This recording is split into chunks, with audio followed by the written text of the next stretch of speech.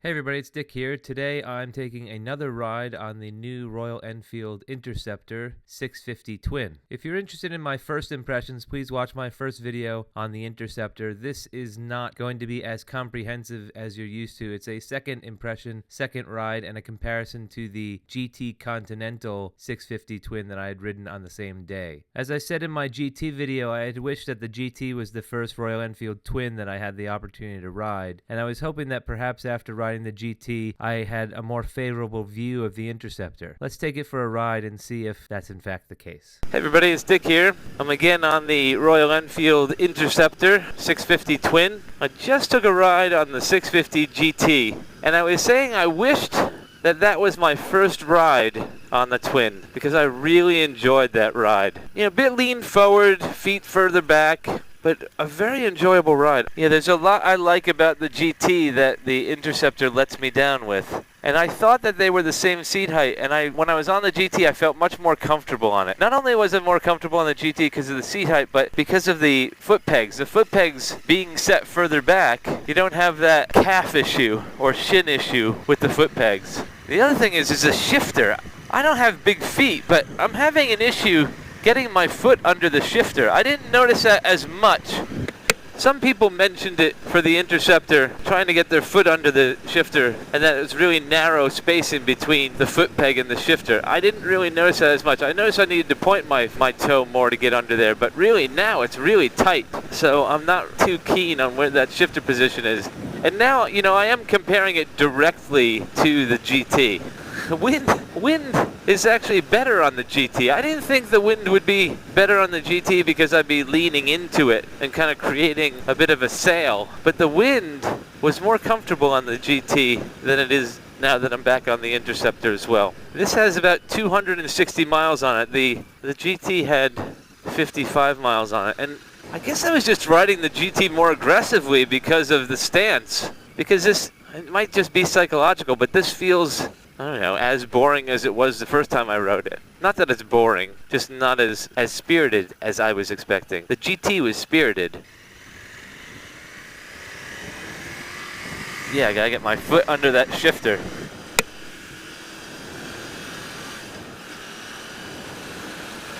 Ugh. Suspension's a bit stiff. It's stiffer than I remembered. The GT suspension was adjusted tighter. Same suspension, but it was adjusted 1 or 2 notches tighter than this. But this just racked my lower back. Yeah, same engine, same road, same speed. Really noticing the wind in my chest. Obviously I'm more upright, but I dare say it's a bit less comfortable than the GT, which is odd. Yeah, the GT definitely has a different character than the Interceptor. I'd say the Interceptor doesn't really have a character at all. I got really made fun of by saying how usable this bike is, but now that I'm back on it, here I am saying it's usable again. It's a very usable motorcycle. This bike, nearly identical to the GT, but the GT has character. It's really hard to describe why.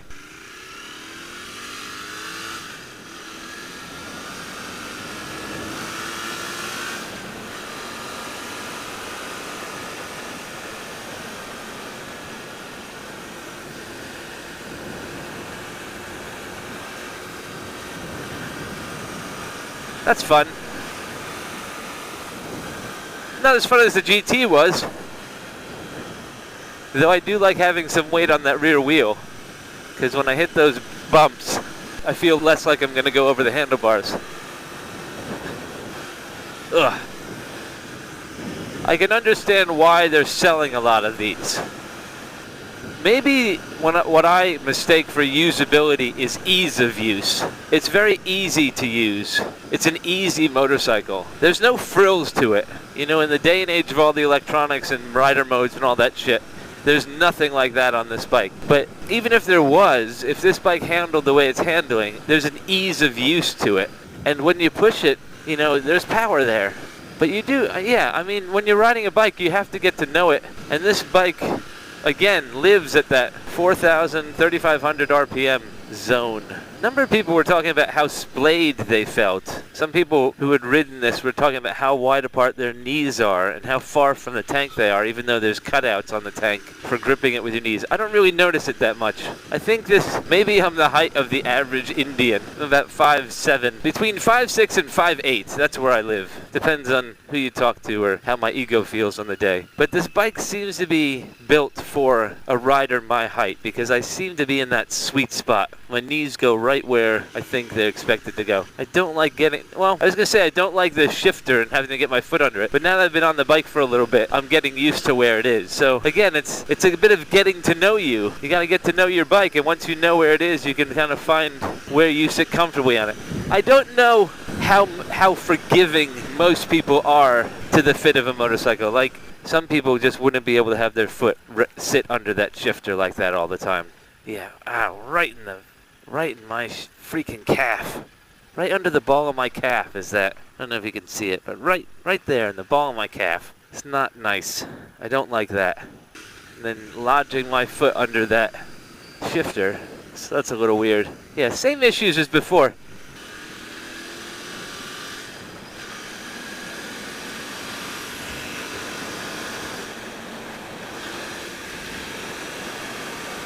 Well, I'm at 70 in a breath. And that's where you need to be. 70 miles an hour, 5,800, 5,900 RPM. Sixth gear now, 75 miles an hour, 5,500 RPM. It's a stone still day in terms of wind. And I'm getting a serious amount of buffeting around my head, interestingly enough, and just at the top of my shoulders. Yes, it's a naked bike. I love, whenever I mention wind on a screenless bike, I always get the comments like, "You moron, there's no windscreen. Of course there's going to be wind." That's not the issue. The wind is not the issue. It's where the wind rests or where the wind hits you. There are a whole bunch of cruiser bikes that are screenless. There's a whole bunch of naked bikes that are screenless. And how the instrument cluster is positioned, how the headlight is positioned, that will determine how that wind is coming up and hitting you and where it's going to hit you, depending on how tall you are. So yes, of course, I'm not expecting there to be zero wind. How that wind hits you is the issue, is what I'm talking about. It's very comfortable at 75 miles an hour. If I want to go up to 80, the wind gets a bit too uncomfortable for me. 75, I can get used to. 80, a bit too turbulent. It'll go 80. Let's see. There you go, 80. Turbulent, 85. It's very turbulent. If you were just to rest your wrist at a cruising speed where it's comfortable, it's 75 miles an hour. That's where I'm comfortable at this. I can get it faster, but I have to have my head on a swivel. I have to be more aware of how the bike's handling, more aware of the turbulence. I mean, yeah, I can go there. There's acceleration there, but it's very, very, very turbulent. It's breaking 90. It can break 90. It'll go 100. I'm not going to go 100 on this thing. It could do it though. But if you were to ask where the comfortable cruising speed is, it's 70 miles an hour. That's where it's comfortable. 70, 75. But 60, 50, very comfortable. I think Royal Enfield just loves 50 miles an hour. Yeah, I'm going 55, and this thing is a dream. I'm going to drop a gear, see what happens. Yeah, a bit gruntier. I mean, I'm in fifth gear. 55 miles an hour, and look at that. There's torque there, right at 3,500, 4,000 RPMs. That's where the torque lives on this thing. I like torque, which is why I like my classic Royal Enfield. I'm glad that they put some in here somewhere. You just got to find it. And I do love that it has 6 gears. Interesting. I had 2 bars of gas, and now it's blinking 1. All right, that's an issue. That dropped very quickly. I am very nervous about that now. I'm going to put a little gas.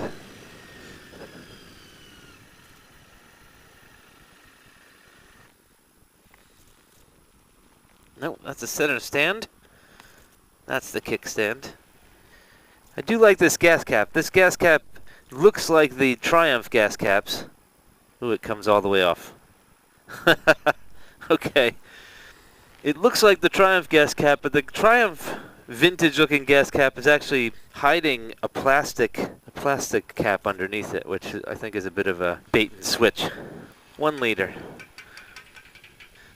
A liter should get me back. I do like that cap, though. I'd drop it and dent it. 1 liter. Let's see how many bars 1 liter gets us.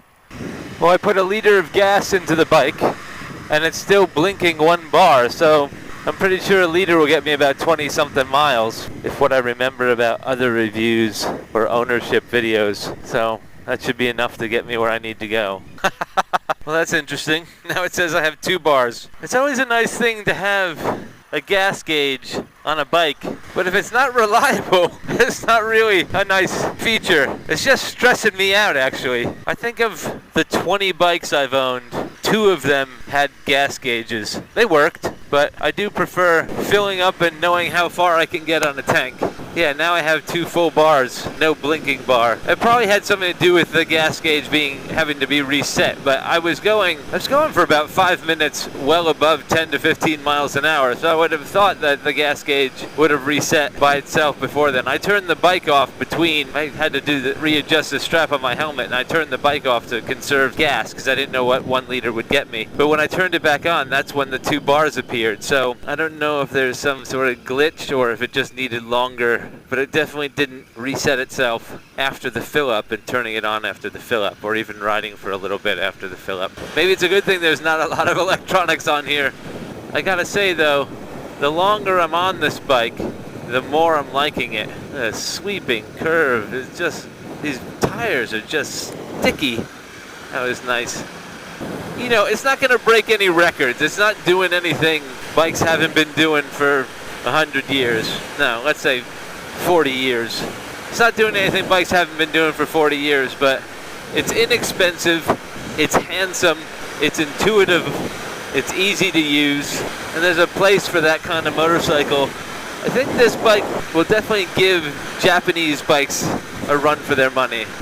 And it's comfortable out on the highway. There is that buffeting. It is it feels lightweight. I'm not sure of the weight of it compared to other bikes, but it feels lightweight. So the buffeting isn't too bad considering its weight. But 70 miles an hour, very, very comfortable. There is a bit of a buzz in the handlebars, not nearly as noticeable as on the GT, and not nearly as noticeable on the Classic 500, but there is a bit of a buzz in the handlebars. These stock grips are shit, so softer grips might do it. Maybe a little bar end weight or something, but the mirrors are incredibly still for a Royal Enfield. So yeah, giving it a second go, I can see, I definitely think the GT is more fun. The GT is more fun. This is a utilitarian version of that bike. If you need a utilitarian bike, this is nice. If you want something that's fun, I think the GT is right up my alley. But really nice acceleration, shifting is smooth. It's comfortable out here on the highway. The seat's a little soft for my liking. I think I'd opt for the firmer touring seat right out of the showroom. I've been on this for a little while now, and my butt's starting to compress that seat, and I'm starting to feel a bit of fatigue on my butt. There is a little bit, let's see, I'm going 70 miles an hour. I think I'm in 5th gear. No, I'm in 6th gear. 70 miles an hour, 5,000 RPMs, 4,500 RPM, and there's a little bit of vibration in the foot pegs, and that vibration in the handlebar remains. But again, it's not upsetting. I can see over time it numbing my hands a bit. If reliability works out for this bike will be a little gem on the market. I mean, it is very, very comfortable at 60 miles an hour. I don't feel like I need to get anywhere. I mean, I can push it, but 60 miles an hour, the wind is comfortable. I feel like, you know, it's like when you're riding a motorcycle. You got some wind in your chest, wind in your face, and this thing, I have somewhere to be, but I don't feel like I have somewhere to be. That's refreshing. Thread the needle. Fucking peg right in my calf. You just gotta be reminded that there are thorns on the rose. If you like that video and you want to see more like them, hit like, share, and subscribe.